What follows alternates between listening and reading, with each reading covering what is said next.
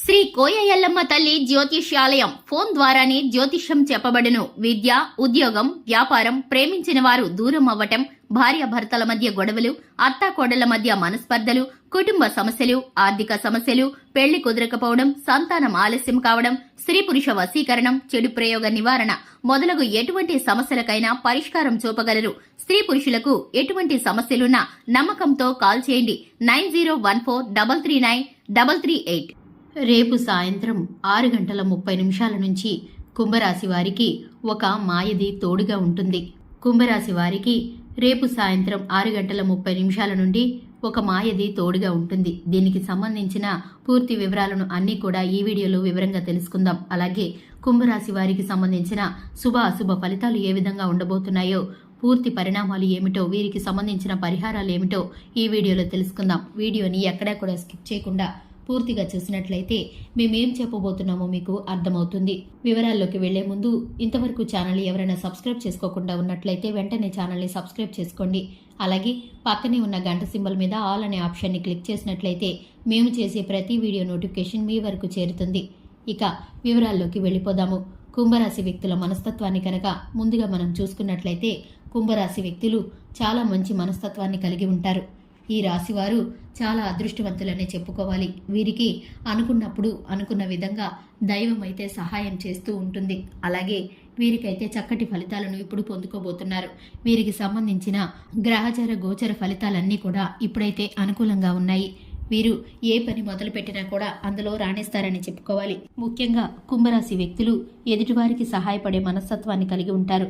వీరి ఎంత కష్టంలో ఉన్నా ఎదుటివారు వీరికి కష్టాన్ని చెప్పుకున్నారంటే దానికి పరిష్కారం ఆలోచించే విధంగానే ఉంటారు. వీరి కష్టాన్ని మర్చిపోతూ ఉంటారు. ఎదుటివారికి సహాయం చేయాలన్న మనసుతో వీరికి ఉన్న స్థితిని కూడా వీరు మర్చిపోతూ ఉంటారు. తనకు మించిన ధర్మాన్ని వీరు కొన్నిసార్లు చేస్తూ ఉంటారు. అలాంటి సమస్యల్లోనే కొన్నిసార్లు వీరైతే ఇరుక్కుపోతూ ఉంటారు. కుటుంబ సభ్యులు వీరికి ఎన్నిసార్లు చెప్పినా కూడా ఎదుటివారికి సహాయం చేయాలనే వీరి మనస్తత్వాన్ని మాత్రం వీరు అస్సలు విడిచిపెట్టరు. పట్టుదల కలిగిన వ్యక్తులుగా ఉంటారు.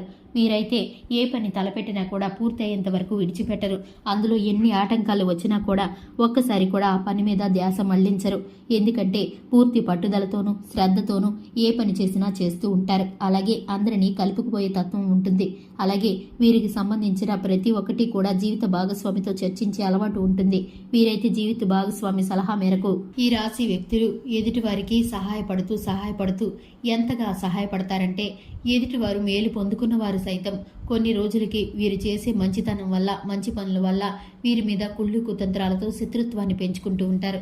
వీరు బోళా మనుషుల్లాగా ఉంటారు. ఆరోగ్యాన్ని సైతం పక్కన పెట్టి వీరైతే పని మీద పూర్తి శ్రద్ధను పెడుతూ ఉంటారు. ఇటువంటి మనస్తత్వం కలిగిన వ్యక్తులు ఈ కుంభరాశి వ్యక్తులు. వీరికైతే ఇప్పుడు అనుకూలమైన సమయం నడవబోతుంది. వీరికైతే ఒక మాయది తోడుగా ఉండబోతుంది. మీరు గ్రహించను కూడా గ్రహించలేరు.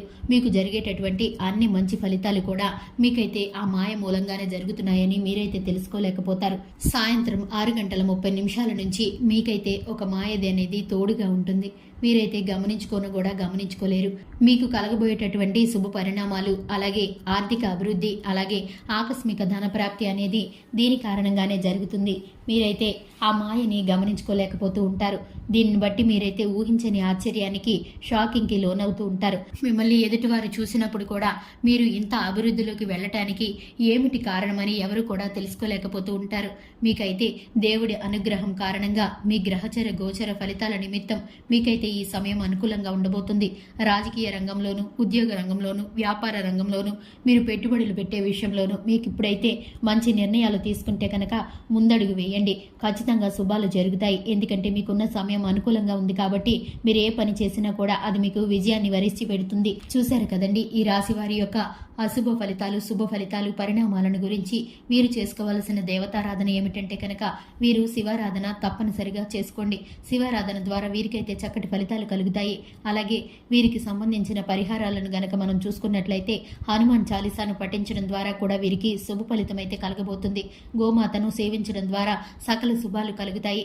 చూశారు కదండి, ఇది ఇవాల్టి వీడియో. నచ్చితే కనుక లైక్ చేయండి, ఛానల్ని సబ్స్క్రైబ్ చేసుకోండి. Thanks for the watching.